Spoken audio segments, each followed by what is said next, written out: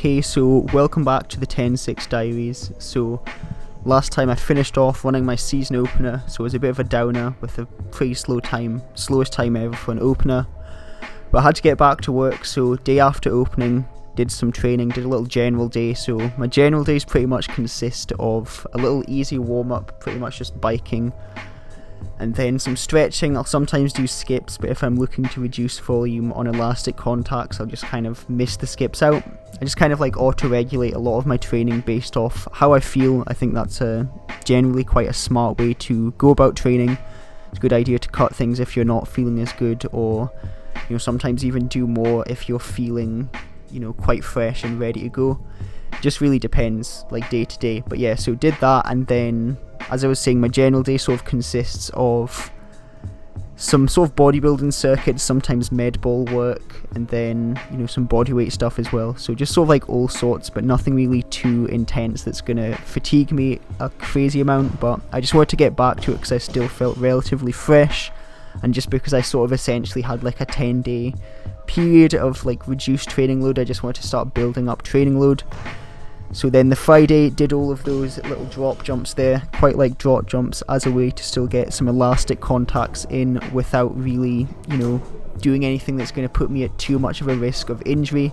Generally speaking, my calves can handle, the elastic stuff, but my hamstrings sometimes can't always handle sprints, so I just want to be cautious and not sprint, but still try and get something that's going to really kind of, light the nervous system up, and build in some good volume, some good quality volume, which is why I did that.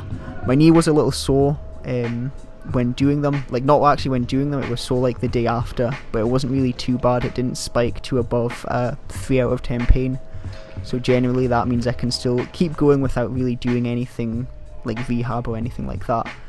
Weight room session on that day consisted of some split snatches, those little kind of like pushback things that I was doing on that machine. I've honestly got no idea what machine that is, but I saw it and thought it would be cool to give it a shot. And that was, I guess, in a sense, sort of some lower leg volume that's akin to doing like block starts in a way. So did that. Split snatches felt, the split clean, felt interesting. Never done those before, but it was relatively easy to just plug in the technique because I'm quite adept at doing like Olympic lifts, so it wasn't too hard to do that.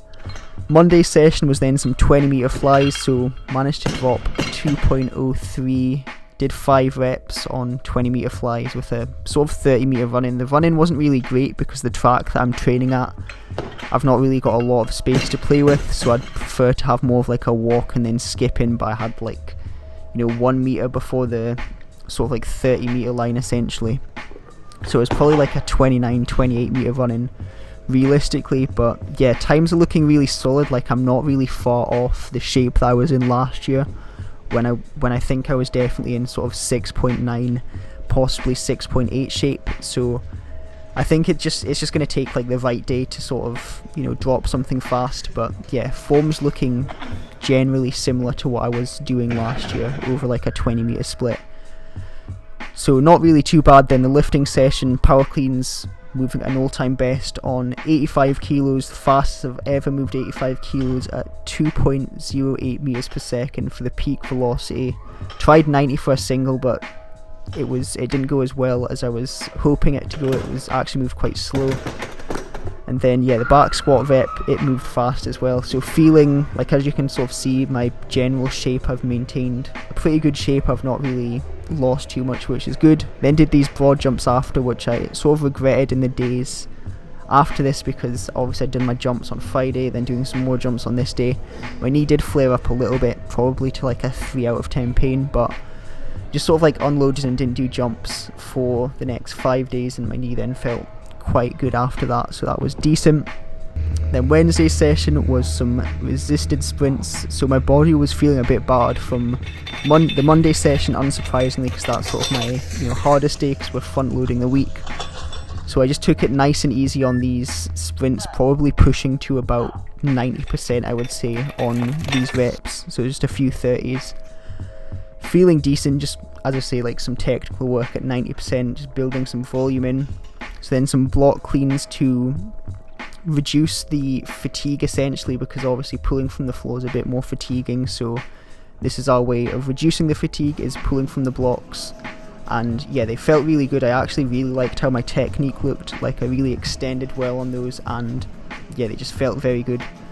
Some box squats with a controlled tempo, again just sort of controlling and monitoring fatigue by not going, you know, crazy intense on these and just taking it nice and controlled. It's also good for my knees as well, probably just to take it nice and easy.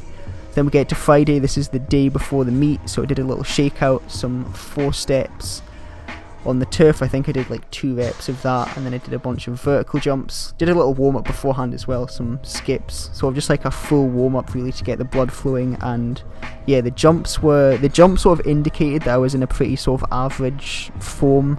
So I think about a 701 MS would probably roughly be like an average sort of form. I wouldn't really say it's in great shape, I wouldn't say I was in bad shape, I'd say it's just sort of like average, honestly.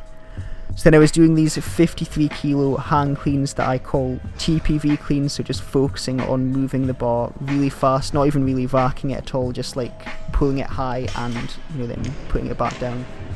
So then meet day comes, managed to run 7:13, so a 300th season best, which is good, I guess, but yeah, I just still feel like I'm like missing that sort of like hype / adrenaline before the race. Like I just feel very flat beforehand, and it's not good. Like I know in my first ever comp I was kind of like super hyped up and raring to go, but it just doesn't feel the same at the moment. So I guess all I have to do is keep going, keep pushing. Like I have to remember that, you know, you're gonna have bad days, and the bad days will make the good days even better. But yeah, that's really it for the video, so this is quite a short one. But yeah, time's not where I would hope they would be, but just have to keep pushing, as I say, and hope that I can pull things back. So we've got Scottish Championship heats for the next video, so stay tuned for that. You will see if I qualify for the Scottish Championships or not.